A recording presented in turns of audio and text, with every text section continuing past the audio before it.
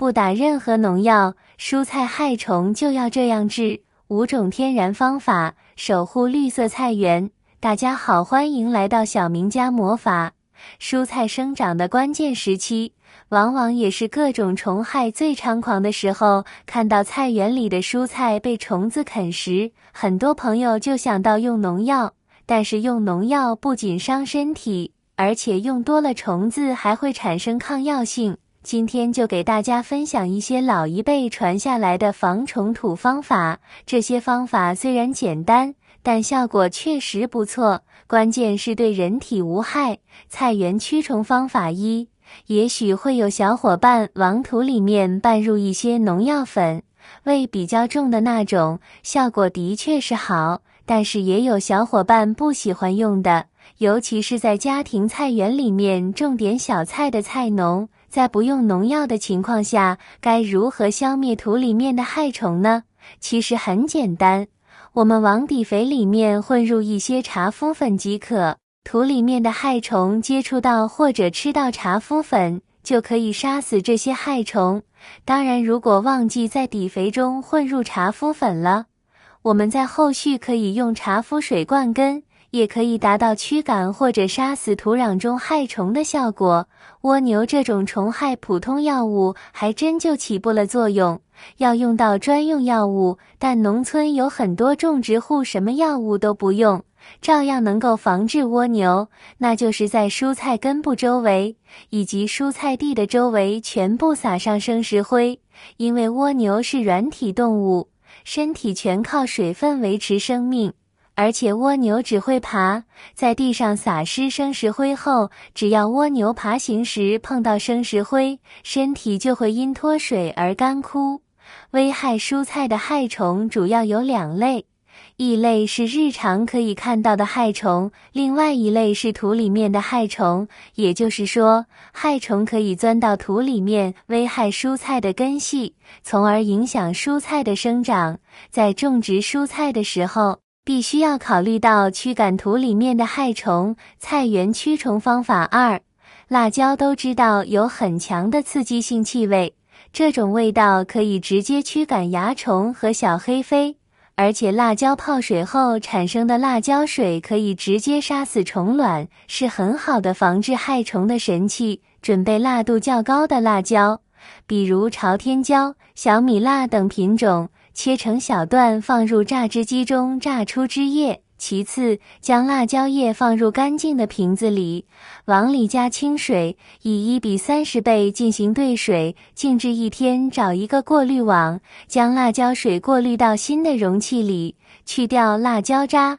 最后将辣椒水灌入喷壶里，即可喷洒到蔬菜叶片上，或者看到有虫害直接喷也行。静置辣椒叶时，可以适当放点胡椒粉一起，效果更佳。菜园驱虫方法3，烟丝就是农村老一辈经常抽的卷烟丝，里面含有烟碱成分，对菜青虫和蚜虫有很好的防治作用。据说驱虫效果可以跟杀虫剂媲美，而且对付一些小黑飞、红蜘蛛的效果也不错。准备好的烟丝以1:25的比例兑水，10克烟丝半斤水，浸泡1到2天，然后过滤出烟丝水，放入干净的容器里，往里加入20倍清水稀释，可适量多加点清水，防止浓度过高。最后哪有害虫就喷哪，每隔3到5天喷一次，3个周期就可以见效。菜园驱虫方法4，红蜘蛛是蔬菜常见的虫害，家里养花也经常会发生红蜘蛛，作物一旦发生了红蜘蛛，真的是很难防治。人们在防治红蜘蛛上面也使用了各种各样的方法，今天说的这个方法就是用大蒜水。我们来了解一下大蒜。大蒜是我们日常生活中常见的食材，不仅美味，还具有很好的驱虫效果。制作大蒜水的方法很简单，将大蒜拍碎剁成小蒜末，然后加入1碗水搅拌均匀，浸泡大约半小时，将蒜末捞出，只留下清水，将其倒入喷壶中，然后在菜园里喷洒。由于大蒜的味道浓烈且刺鼻，对蔬菜没有任何影响，但对虫子具有很强的驱赶作用。这样一来，甲壳虫、小瓢虫等虫子就不敢再靠近菜园子了，驱蚊效果非常好。大蒜皮也有妙用，将大蒜皮直接放入土壤中，它散发出的气味可以驱赶蚜虫等土壤里的虫子。当大蒜皮逐渐腐烂时，还可以作为养分供给蔬菜生长，实现一举多得。这种方法简单，既环保又高效，是家庭菜园防虫的好帮手。害虫是蔬菜生长的最大障碍，如果处理不好，蔬菜可能会降产降质，甚至还可能失收。但是害虫是消灭不完的，想要通过喷洒农药的方式来消灭害虫，也许短时间内可以，但是时间一久就会出现抗药性，药物对害虫没有威胁了。当害虫出现抗药性，就必须要更换更多的杀虫剂。但是问题又来了，喷洒的杀虫剂是有效期的，过了这个有效期，杀虫剂就失效了，害虫也会从其他地方飞过来。我们总不能不间断喷施杀虫剂吧？如果是这样的话，那蔬菜就不能吃了。一味的杀虫是不行的，我们必须要采取另外一种思路。既然杀不了，那驱赶和隔绝总可以吧？这时候就可以用我今天分享的这些方法，特别的有效果的。